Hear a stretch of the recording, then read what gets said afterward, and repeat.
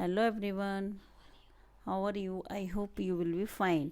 I am Renu Singh. Today I am going to explain you the chapter The Portrait of a Lady for class 11th from English Reader. Now let us start the chapter. The Portrait of a Lady. Portrait means महिला का चित्र. Portrait of a lady यानी एक महिला का चित्र, और ये जो महिला जो है वो खुशवंत सिंह जो हमारे राइटर हैं इस चैप्टर के, उनकी ही दादी हैं। और जैसा कि सभी लोग जानते हैं कि दादी का चित्र है, तो अब लेखक हैं तो उनकी दादी कैसी रही होंगी, जैसे हम सभी की दादी होती हैं। जैसे हम देखते हैं अपनी दादी को, थोड़ी सी मोटी सी, फैटी सी, वाइट हेयर वाली, रिंकल वाली, तो लेखक की दादी जो थी ना वो भी ऐसी ही थी। और जैसा हमारी दादी होती है, महापुरुषों के बारे में बताती हैं, वो हमें ज्ञान देती हैं और हमारी केयर करती हैं, वैसे ही हमारे जो लेखक हैं खुशवंत सिंह, उनकी भी दादी माँ थी। Now let us start the chapter. My grand mother like everybody's grand mother was an old women. मेरी दादी भी वैसी ही महिला थी, वैसी दादी थी जैसे कि सभी की होती है एक बूढ़ी महिला। She had been old and wrinkled for 20 years that I had known her. मैं उनको पिछले 20 सालों से जानता था, वो वैसी ही थी, बूढ़ी महिला और रिंकल यानी कि झुर्रियों वाली। People said that she had once been young and pretty and had even had a husband. और जैसा कि सब लोग बताते हैं दादी के बारे में कि वो भी अपने समय में बड़ी जवान थी, यंग थी, प्रिटी थी, सुंदर थी, उनके भी एक पति थे। But that was hard to believe. लेकिन मेरे लिए इस बात पे विश्वास करना बहुत ही कठिन था। My grandfather's portrait hung above the mantelpiece in the drawing room. हमारे ड्राइंग रूम में मतलब मेंटल पीस यानी अंगीठी के ऊपर जो दादाजी की पोर्ट्रेट यानी तस्वीर टंगी हुई थी। He wore a big turban and loose fitting cloth. उन्होंने उसमें एक बड़ी सी टर्बन यानी पगड़ी और जो उनके ने जो बहुत ही ज़्यादा लूज फिटिंग यानी ढीले ढाले कपड़े पहने हुए थे। His long white beard covered the best part of his chest and he looked at least 100 years old. और उसमें उनकी जो सफ़ेद दाढ़ी जो है नीचे सीने तक आ रही है, और उसमें देख करके दादाजी जो हैं वो कम से कम 100 साल के दिखाई दे रहे हैं। He did not look the sort of person who would have a wife और चिल्ड्रन। उस तस्वीर को देख के तो बिल्कुल नहीं लगता कि दादाजी की कोई पत्नी भी थी और बच्चे भी थे। He looked as if he could only have lots and lots of grandchildren. उनको देख के लगते हैं कि उनके बहुत सारे नाती पोते रहे होंगे। As for my grand mother being young and pretty. और वहीं जो मेरी दादी माँ थी, सब लोग बताते थे लेखकों की, बहुत जवान थी, बहुत प्यारी थी। The thought was almost revolting. और ये जो विचार जो था ना, बिल्कुल प्रतिक्रिया जो थी बहुत ही अपोजिट थी, बहुत ही भयंकर थी, उस पर विश्वास करना मुश्किल था। She often told us of the games she used to play as a child that seemed quite absurd and undignified on her part. तो दादी माँ जो अपने खेल के बारे में बताया करती थी कि वो बचपन में कौन कौन से खेल खेला करती थी, तो वास्तव में ऐसा लगता था कि कितना मूर्खतापूर्ण, अशोभनीय, मतलब अच्छा नहीं लगता था दादी को देख के कि दादी भी शायद अपने बचपन में ऐसे खेल खेला करती थी। And we treated it like the fables of prophets she used to tell us. और दादी जो थी ना, हमें इस तरीके से पाल पोस के बड़ा किया कि वो हमें ना प्रॉफिट्स यानी पैगंबर या कह सकते हैं साधु संतों की कहानियाँ वो सुनाया करती थी। She had always been short and fat and slightly bent. और जो दादी जो थी ना मेरी, जैसे कि दादी का एक चित्रण होता है, वो छोटे कद की, मोटी सी और झुकी हुई थी। उनकी जो पीठ जो थी ना वो थोड़ी झुकी हुई थी। Her face was a criss cross of wrinkles running from everywhere to everywhere. और उनके चेहरे पर हर जगह आप क्या देख सकते थे, झुर्रियाँ दिखाई दे सकती थी जो एक दूसरे को काटती थी। No we were certain she had always been as we had.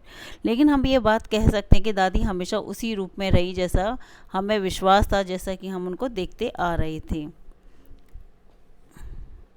Old so terrible old that she could have grown older. और वो उतनी बूढ़ी थी जितनी बूढ़ी नहीं, वो मतलब इतना, मतलब जितना हमने उनको देखा था बूढ़ी थी, वो इतनी बूढ़ी थी कि इससे ज़्यादा वो बूढ़ी नहीं हो सकती थी। And had stayed at the same age for 20 years. और मैंने अपनी दादी को 20 सालों से उसी उम्र पर पाया, मतलब जैसे ही मैंने अपने बचपन में देखा था, आगे के 20 सालों में मेरी दादी माँ मुझे वैसे ही दिखाई देती थी। She could never have pretty. और ऐसा लगा था जैसे वो कभी सुंदर नहीं रह सकी होंगी। But she was always beautiful. लेकिन वो हमेशा से, मेरी दादी जो थी ना, बहुत सुंदर थी। She hopped about the house in spotless white with one hand resting on her waist to balance her stoop and the other telling the beds of beads of rosary. तो जो मेरी दादी माँ जो थे, she she hopped about the house in spotless white with one hand resting on her waist. तो जो मेरी दादी जो थी ना, वह हमेशा बेदाग, मतलब स्पॉट बिना दाग के एकदम बेदाग कपड़े जो पहन करके रहती थी, और हॉबड़ी यानी लंगड़ाते हुए वो कमरे में, घर में घुमा करती थी, with one hand resting on her waist, और एक हाथ जो था उनकी कमर पे रखा रहता था, टू बैलेंस अ स्टूप, और जिससे कि उनका जो शरीर का जो संतुलन जो था ना, पीठ का संतुलन बना रहता था। एक हाथ पीठ पर रखती थी, लंगड़ाते हुए चलती थी। Other telling the beads of her rosary, और जो उनकी जो माला जो हुआ थी ना, पूजा पाठ की जो माला जो होती थी, वो एक हाथ में रहती थी और वो उसको घुमाती रहती थी।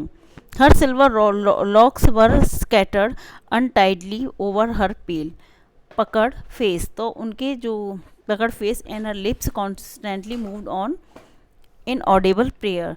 और जो दादी माँ जो थी ना, हर सिल्वर लॉक्स, जो उनके सफ़ेद बाल जो थे ना, वर स्कैटर्ड अनटाइडली ओवर हर पेल पकड़, जो उनका जो सिकड़ा हुआ चेहरा था और उनके पीले चेहरे पे उनके जो सफ़ेद बाल जो थे ना, वो बिखरे रहते थे। एंड हर लिप्स कॉन्स्टेंटली, और जो वो हमेशा जो है ना, मूव्ड इन ऑडिबल प्रेयर, वो हमेशा है ना, इन ऑडिबल ना, सुनाई ना देना, मतलब इतने धीरे धीरे प्रेयर करती थी लगातार। वो प्रेयर करती रहती थी भगवान के लिए। यस शी वॉज ब्यूटीफुल, वास्तव में वो बहुत सुंदर महिला थी। She was like the winter landscape in the mountain and expanse of pure white serenity breathes peace and contentment. तो जो मेरी दादी जो थी ना, वो वास्तव में सुंदर थी। वह पर्वतों से वह पर्वतों में शीतल मतलब ठंडे के दृश्य की तरह थी, स्वच्छ सफ़ेद शांति का विस्तृत क्षेत्र जहाँ शांति और संतोष समाया हुआ था। My grand mother and I were good friends, मैं और मेरी दादी बहुत अच्छे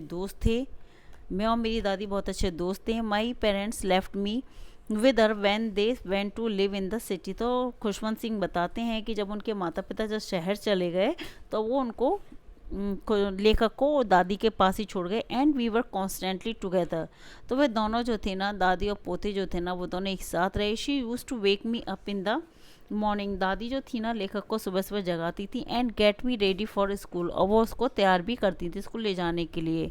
सी said her morning prayer in a monotonous sing song while she bathed and dressed me in the hope that I would listen and get to know it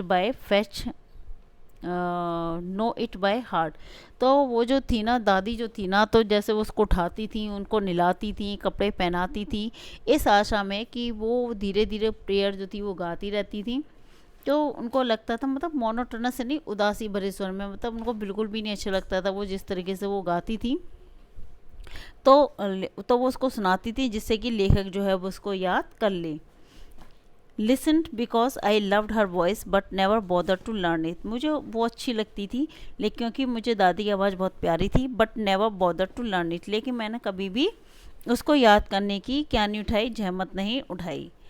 then she would fetch me wooden slate which she had already washed and plaster with yellow chalk. तो वो फिर वो मेरे लिए क्या लेके आती थी, वुडन स्लेट, मतलब मेरी लकड़ी की स्लेट ले आती थी, ऑलरेडी वॉश, उन्होंने पहले से साफ़ किया होता था, एंड प्लास्टर विद येलो चौक, और पीली मिट्टी से उसको उसके ऊपर लेपा हुआ होता था।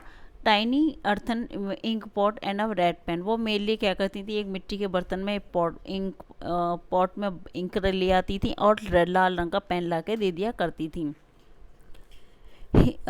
ही then all in a bundle and hand it to me, और वो मुझे उन सारी चीज़ों का बंडल, मतलब गठरी सी बना के दे दिया करती थी हाथ में।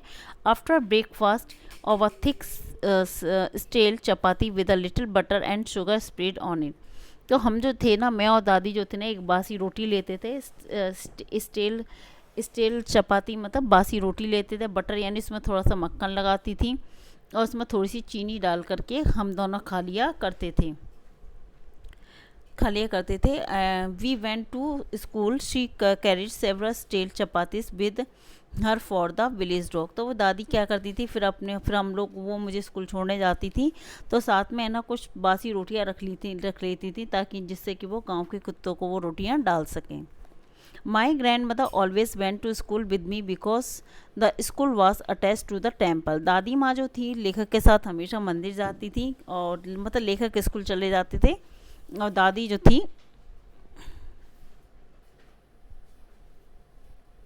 दादी जो थी ना वो क्या कहते हैं, दादी जो थी वो मंदिर में चली जाती। मंदिर और जो स्कूल जो था ना वो दोनों की दोनों जो चीज़ें थी ना बिल्कुल पास पास थी। The priest taught us the alphabet and the morning prayer. जो जो पुजारी जो था ना वो हमें क्या सिखाता था, अल्फ़ाबेट सिखाता था, अक्षर ज्ञान सिखाता था और सुबह की प्रार्थना करना सिखाता था। While the children sat in the rows on either side of the veranda singing the alphabets on the prayer in a chorus. वहीं जो दूसरी साइड जो थे ना बच्चे जो थे ना वहीं रो में मतलब कतार में बरामदे में बैठ जाते थे और फिर वो अल्फ़ाबेट्स गाते थे और सुबह की प्रार्थना जो थी कॉरस यानी मिल करके गाते थे, एक स्वर में गाते थे। My grand mother said inside reading the scriptures. और दादी जो थी ना वो अंदर बैठ करके स्क्रिप्चर्स यानी कि धर्म ग्रंथों का पाठ किया करती थी। When we had both finish, जब हम मेरी पढ़ाई ख़त्म हो जाती थी और दादी का धर्म ग्रंथ ख़त्म हो जाता था, we would walk back together, फिर हम दोनों साथ लौट आते थे। This time the village dogs would meet us, और इस समय हमें गांव के कुत्ते जो थे ना वो कहाँ मिल जाते, एट द टेम्पल डोर यानी कि मंदिर के दरवाजे पे मिल जाते थे। They followed us to our house growling and fighting with each other for the chapatis we threw to them. जो रोटियां हम उनको डालते थे उसके लिए वो हमारे पीछे पीछे लड़ते हुए घुराते हुए और एक दूसरे से झगड़ते हुए घुराते हुए हमारे पीछे पीछे आते थे। When my parents were comfortably settled in the city they sent for us. तो हमारे जो लेखक हैं खुशवंत सिंह वो कहते हैं कि जब उनके माता पिता जब शहर में अच्छी तरह से शिफ्ट हो गए आराम से, तो उन्होंने दादी को और अपने बेटे यानी खुशवंत सिंह को दोनों को बुला लिया। That was a turning point in our friendship. यही वो एक मोड़ था जहाँ उनकी दोस्ती ने एक नया रुख ले लिया। Although we share the same room, यहाँ तक कि दादी और पोते का एक ही कमरा था। My grand mother no longer came to school with me.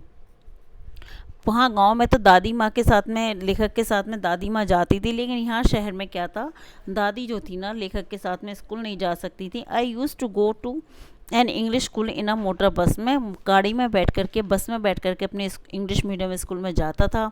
They were no dogs in the street and she took to feeding sparrow in the courtyard of our city house. तो वहाँ पे कुत्ते भी नहीं थे शहरों में, तो उनको क्या करना होता था, घर के आंगन में जो स्पैरोज यानी जो चिड़ियाँ जो आती थी उन्होंने उनको रोटी खिलाना दादी ने शुरू कर दिया था।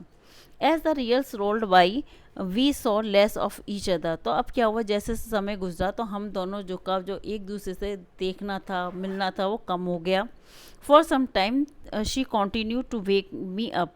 कभी कभी तो वो लगातार मुझे जगाती रहीं and get me ready for school, और वो मुझे स्कूल के लिए भी तैयार करती थी। When I came back she would ask me war the teacher had taught me. तो जब मैं स्कूल से आता था तो दादी मुझे पूछती थी कि आज स्कूल में क्या सीखा। I would tell her English words and little things of western science and learning. तो मैं दादी को इंग्लिश के अपने शब्दों के बारे में बताता था, थोड़ी सी पश्चिमी विज्ञान के बारे में बताता और जो मैंने सीखा होता वो बताता था। The law of gravity Archimedes principal, मैं दादी को ग्रेविटी यानी गुरुत्वाकर्षण के नियम के बारे में बताता था और आर्किमिडीज के सिद्धांत के बारे में भी बताता था। द वर्ल्ड बिगिन राउंड, और ये भी बताया कि हमारी पृथ्वी जो है वो क्या है, गोल है। दिस मेड हर अनहैप्पी, इस बात से मेरी दादी जो थी ना वो थोड़ी अनहैप्पी रहती थी, खुश नहीं रहती थी। She could not help me with my lesson, क्योंकि अब वो मुझे पढ़ाने में मेरी मदद नहीं कर सकती थी। She did not believe in the things they taught at the English school and was distressed that there were no teaching about God and scriptures। तो दादी जो थी ना बिल्कुल भी ना खुश थी स्कूल की पढ़ाई को लेकर के, क्योंकि स्कूल में जो है ना भगवान के बारे में कुछ नहीं बताया जाता था और ना ही धर्म ग्रंथों के बारे में बताया जाता था। One day I announce that we were being given music lessons, फिर मैंने घर में एक दिन बताया कि हमें जो है संगीत की शिक्षा दी जाएगी। शी वॉज वेरी डिस्टर्ब, और ये सुनकर तो दादी और भी ज़्यादा डिस्टर्ब्ड यानी कि बेचैन हो गई। To her music had lewd association, मेरी दादी के लिए जो संगीत जो था ना बहुत ही उनके अनुसार संगीत जो था ना अश्लीलता के उसमें आता था, सीमा में आता था। It was the monopoly of harlots and beggars and not meet for gentlefolk. तो उसकी मेरी दादी के अनुसार जो संगीत जो था ना वो भिखारियों के लिए था, उस पर भिखारियों का एकाधिकार था और वैश्याओं का एकाधिकार था। उनके लिए जो जेंटल फॉक है मतलब जो सज्जन व्यक्ति हैं, जो पढ़े लिखे लोग हैं, उनके लिए इसका कोई यूज़ नहीं था। She said nothing but her silence mean disapproval. उन्होंने कहा तो कुछ नहीं, लेकिन उनकी जो चुप्पी जो थी उन्होंने बता दिया कि वो उस बात से सहमत नहीं हैं। She rarely talked me after that. उसके बाद में दादी माँ जो थी मुझसे कभी कभी ही बातें किया करती थी। When I went up to university, जब मैं विश्वविद्यालय में गया, I was given a room of my own. तब मुझे एक अलग रूम मिल गया था। The common link of friendship was snapped. और जो हमारी जो एक सामान्य सी दोस्ती थी उसकी में क्या आ गई थी, वो कड़ी जो थी वो टूट गई थी। My grand mother accepted her seclusion with resignation. तो मेरी दादी ने जो उनकी जो एकांतता जो थी ना, बिना किसी प्रभाव के स्वीकार कर ली थी। She rarely left her spinning wheel to talk to anyone. Spinning wheel यानी कि चरखा, जो दादी जो थी ना वो अपना चरखा जो था ना कभी नहीं छोड़ती थी किसी से बात करने। From sunrise to sunset she sat by her wheel spinning and reciting prayers. तो दादी जो थी ना हमेशा सूर्योदय से लेकर के सूर्यास्त तक वह चरखे पर बैठी रहती थी और वहीं पर अपनी प्रार्थना का उच्चारण करती रहती थी। Only the afternoon she relax for a while to feed the sparrow. तो दादी जो थी ना दोपहर में ही थोड़ा सा आराम करती थी और चिड़ियों को दाना डाला करती थी। While she sat in the veranda, breaking the bread into the little bits, hundreds of little birds collected round her, creating uh, creating a veritable bedlam of chirpings. तो while she said in the बरामदा, जब वो बरामदे में बैठकर रोटी के छोटे छोटे टुकड़े करती थी तो सैकड़ों छोटी छोटी चिड़ियाँ जो थी ना उनके पास आकर के इकट्ठा हो जाती थी। और और जो उनकी जो पक्षियों की चहचहाहट जो थी ना वो वास्तव में ऐसी लगती थी जैसे कि कोई पागल खाने में आ गया हो। Some came and perched on the legs. कुछ चिड़ियाँ तो ऐसी थी जो उनके पैरों में आके बैठ जाती थी। अदर्स ऑन हर शोल्डर, कुछ उनके कंधे पे। Some even sat on her head. और कुछ चिड़िया तो इतनी बहादुर थी कि वो जाकर के दादी के सिर पर बैठ जाया करती थी। She smiled but never shoot them away. वो हमेशा मुस्कुराती थी लेकिन उन्होंने वो कभी भी चिड़ियों को नहीं भगाती थी। It used to be happiest half hour of the day for her. तो ये उनकी सबसे सुखद घंटे थे। मतलब वो ये कहने का मीन्स है कि उनके दिन का सबसे सुंदर सुखद घंटा होता था, आधे घंटे का समय होता था जब वो बहुत ज़्यादा खुश हुआ करती थी। When I decided to go abroad for further studies, जब मैंने आगे की पढ़ाई के लिए विदेश जाने का निश्चय किया, I was sure my grand mother would be upset. तो मेरी दादी माँ जो थी ना वो थोड़ी सी बेचैन हो गई। I would be away for 5 years, क्योंकि मुझे 5 वर्ष के लिए जाना था। And at her age one could never tell. और उनकी एज को देख कर कुछ नहीं कहा जा सकता था। But my grand mother could, कि मैं अपनी दादी माँ से दोबारा मिल सकूँगा या नहीं। She was not even sentimental. वो ज़रा भी सेंटीमेंटल या भावनाओं में बहने वाली नहीं थी। She came to leave me at the railway station but did not talk or show any emotion.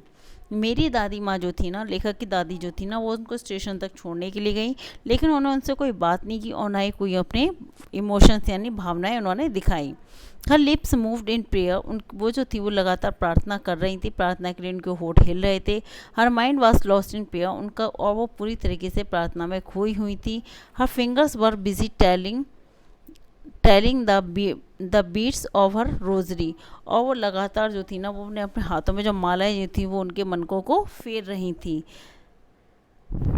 Silently C kissed my forehead. उन्होंने बड़ी विनम्रता से शांति से मेरे माथे को चूमा।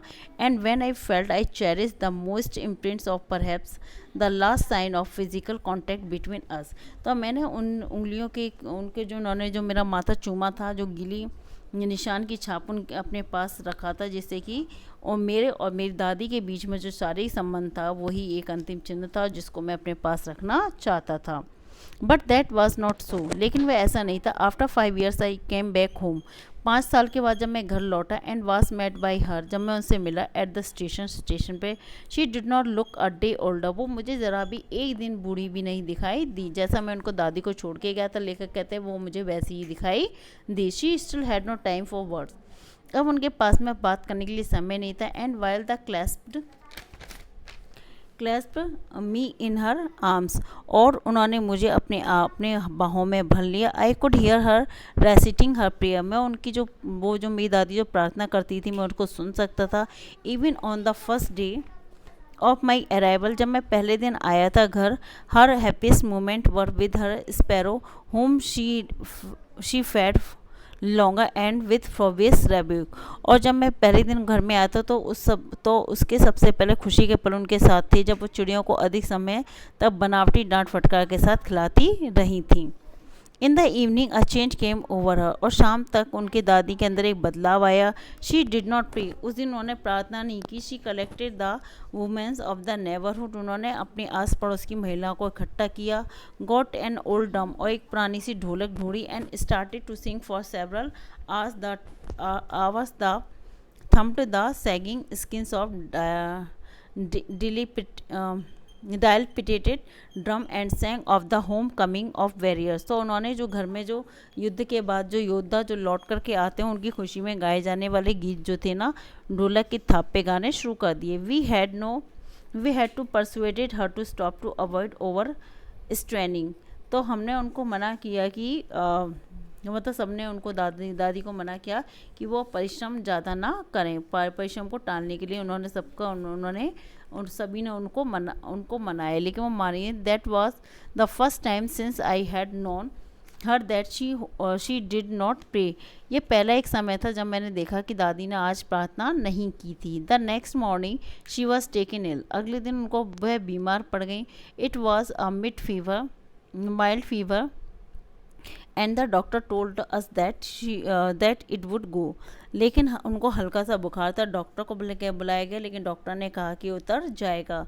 But my grand mother thought differently, लेकिन मेरी दादी माँ जो थी वो अलग तरीके से सोच रही थी। She told us that her and was near, लेकिन दादी ने कहा कि उनका अंत करीब है। She said that since only a few hours, उन्होंने कहा कि केवल कुछ ही घंटे बचे हैं before the close of the last chapter of our life.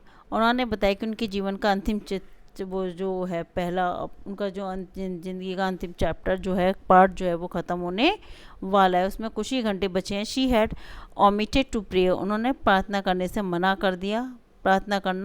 उसने प्रार्थना करना छोड़ा था। She was not going to waste any more time talking to us, वो और ज़्यादा समय हमसे बात करने में व्यर्थ नहीं करना चाहती थी।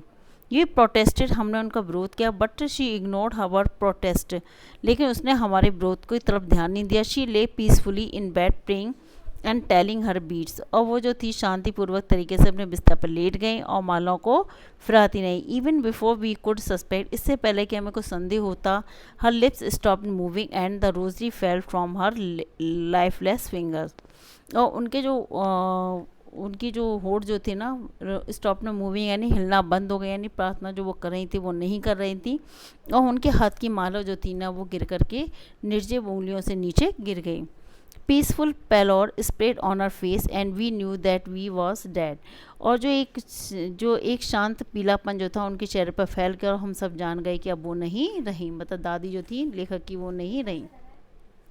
We lifted her off the bed and as it is customary, जैसे कि होता है कि मरने के बाद में रिवाज के अनुसार डेड बॉडी को नीचे ज़मीन पर रख देते हैं। Laid her on the ground and covered her with a red shroud, उनको नीचे ज़मीन पर लिटा दिया गया और लाल रंग का कफन जो था उनके ऊपर ढक दिया गया। After few hours of mourning we left her alone to make arrangements for her funeral, कुछ देर के बाद में कुछ घंटों के बाद में शोकाकुल के बाद हमने उनको अंतिम संस्कार का प्रबंध करने के लिए उन्हें अकेला छोड़ दिया। The sun was setting and had lit her room and veranda with a blaze of golden, जो सूरज जो था ना वो छिप रहा था और जो आंगन जो था ना वरामदा जो था वो सुनहरी रोशनी से भर गया था।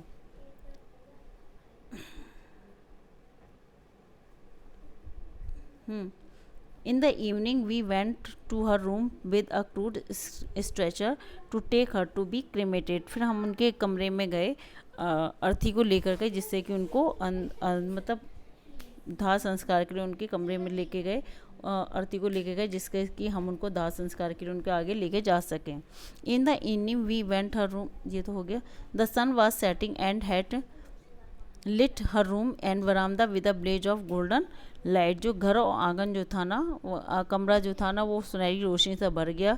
We stopped half way in the courtyard, और घर के आधे आंगन में all over the veranda and in the room right up to where the she lay dead and stiff wrapped in the red shore.